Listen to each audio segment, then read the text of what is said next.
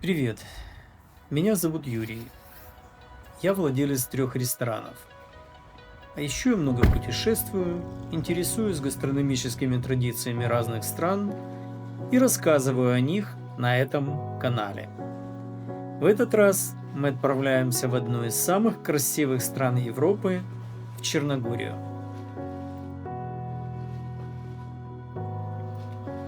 В Черногорию мы въезжаем с севера, со стороны Боснии и Герцеговины. И хотя на той стороне границы Боснии мы тоже любовались природой, в Черногории от красот просто дух захватывает.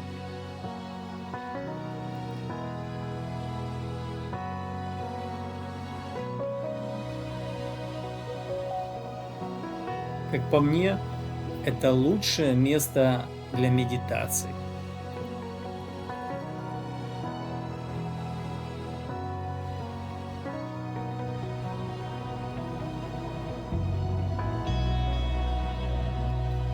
Ну что ж, налюбовались и пора на побережье.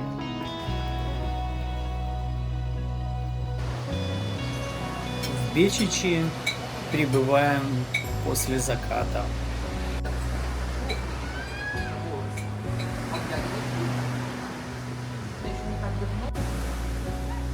А просыпаемся утром вот с таким потрясающим видом.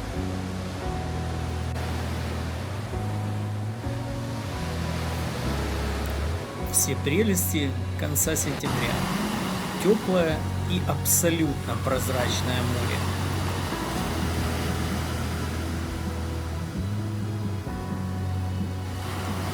Но наш же канал о еде, правда? Вот за ней и отправляемся. Привет. Черногория, ресторан «Три оливы».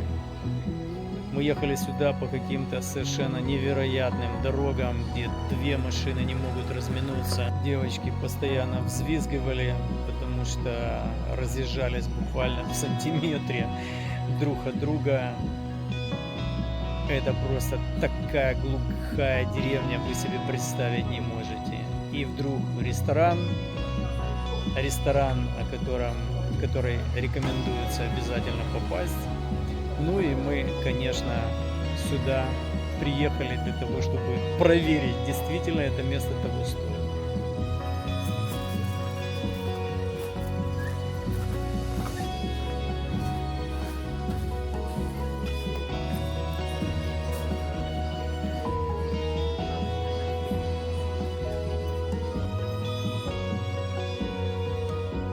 Это, очевидно, семейный ресторан, причем работает молодая генерация. Как видите, жена обслуживает гостей, муж с ребеночком в коляске пытается его успокоить и уложить. Вот такая семейная обстановка.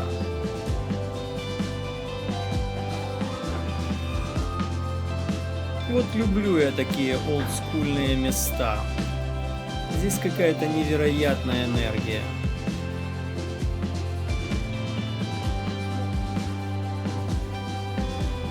Монтенегро, Гусле.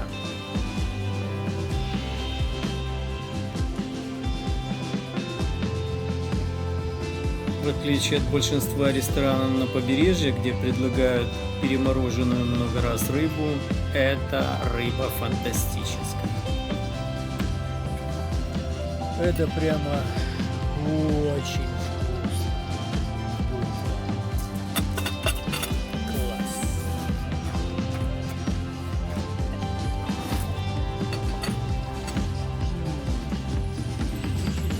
Ну вот теперь понятно, почему ресторан называется «У трех оливок». Тут 3 оливковые дерева. И, вероятно, это дало название... Они прямо на террасе. И, вероятно, это дало название ресторану.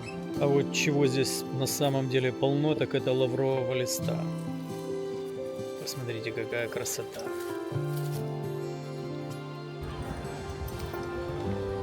А вот еще одно интересное модерновое место. Порто Монтенегро.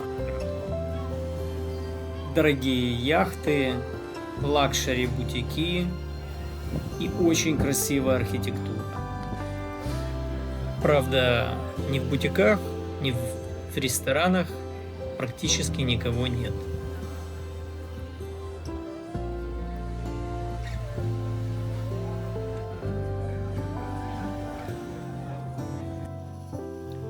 И еще один ужин, но в этот раз при грозе.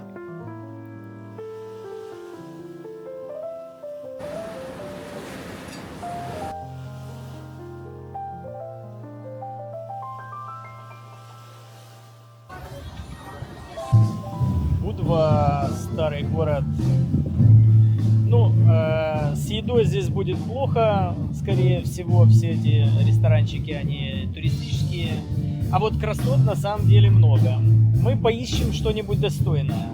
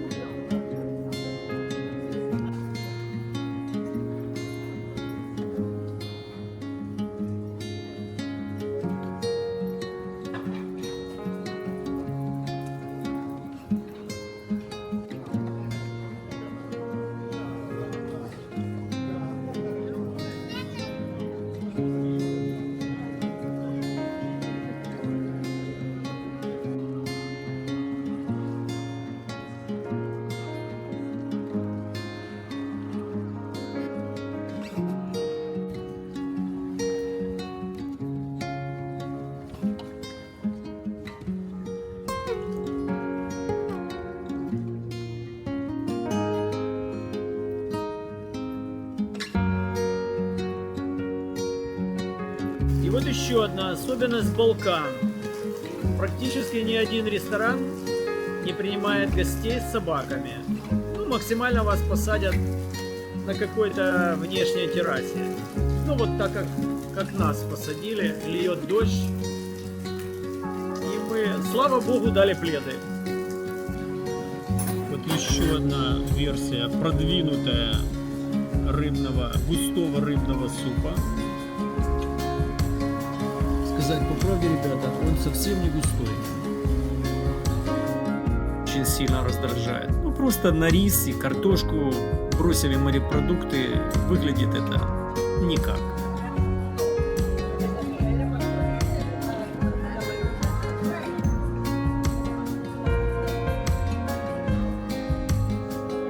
Ну, как было не посетить еще одно культовое место, памятник ЮНЕСКО, Котор.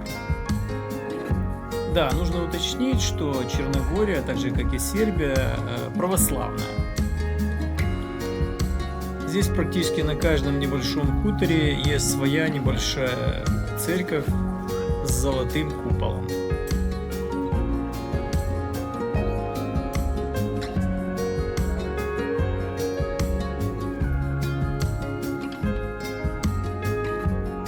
Ну и как же без кошек?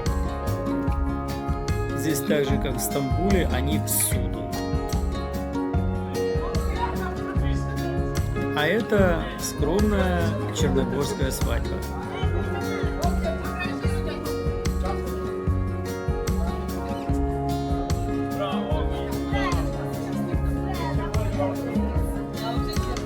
Что-то я снова проголодался.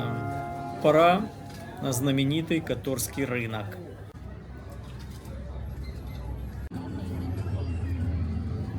Very? 100 grams, €1.20.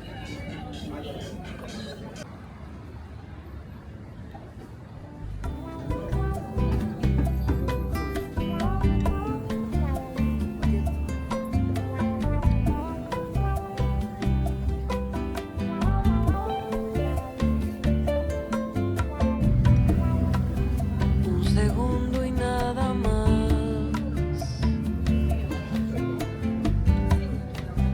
hacia la felicidad,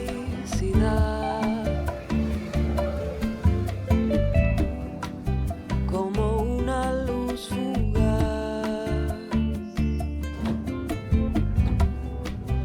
un instante que se va. В Которе постоянно какой-то движ, поэтому мы отправляемся в спокойное романтическое место. Это место мне посоветовали мои очень хорошие друзья. И называется оно Пера.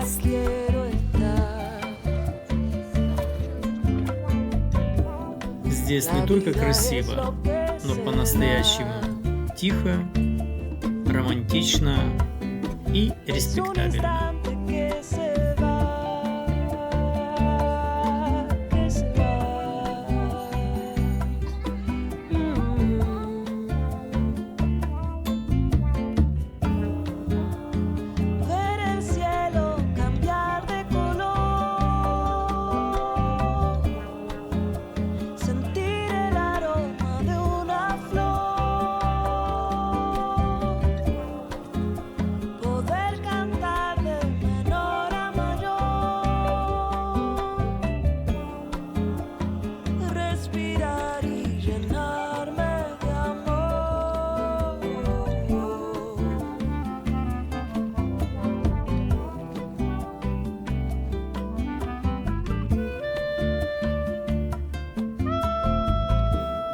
Ну что ж, мы похожи в одном из лучших рыбных ресторанов на побережье.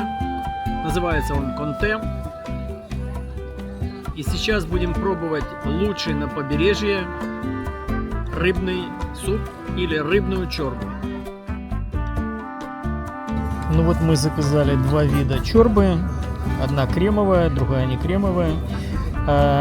У них такой рецепт, что они добавляют туда морковь. Причем, судя по всему, немало моркови. Ну вот и такие подачи. Ну что сказать, все мои попытки поесть вкусный рыбный суп, здесь они его называют рыбная чорба, пока увенчались неудачей. Или я слишком деформированный и слишком разбалованный хорошим супом, или здесь в Черногории не особенно заморачиваются с таким супом. О чем это говорит? Придется готовить суп самому. Правильную рыбную чорбу.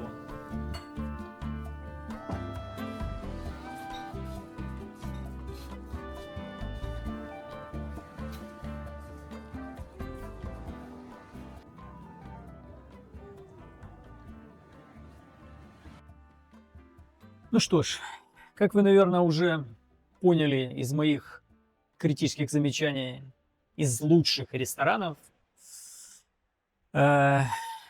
черногорская кухня меня не впечатлила, рестораны меня, сказать по правде, тоже не впечатлили. Еда достаточно примитивная, в большей степени домашняя, вкусы не проработанные, достаточно часто еда была просто невкусной.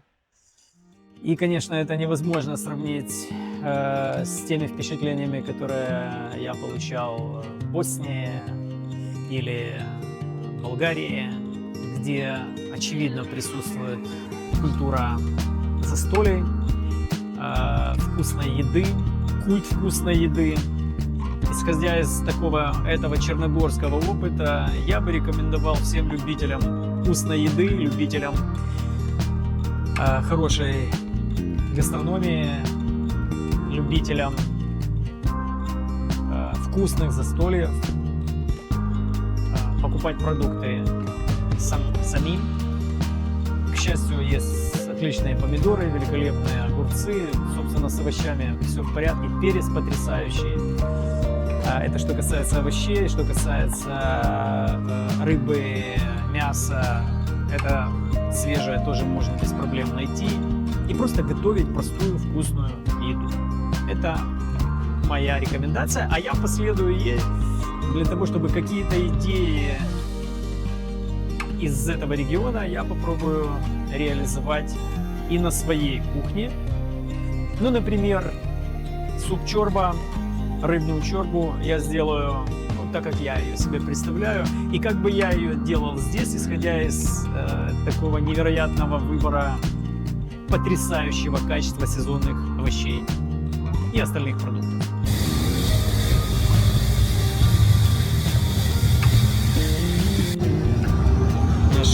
путешествие в Черногорию подходит к концу. На переправе мы отправляемся в сторону Дубровника. И там будут новые рестораны и новые впечатления, которыми я с вами обязательно поделюсь. Но если вам интересен рецепт рыбного супа, который приготовил я, идите на мой канал No Stress Cooking, а ссылку найдете в описании к этому видео. Пишите, лайкайте или ругайте.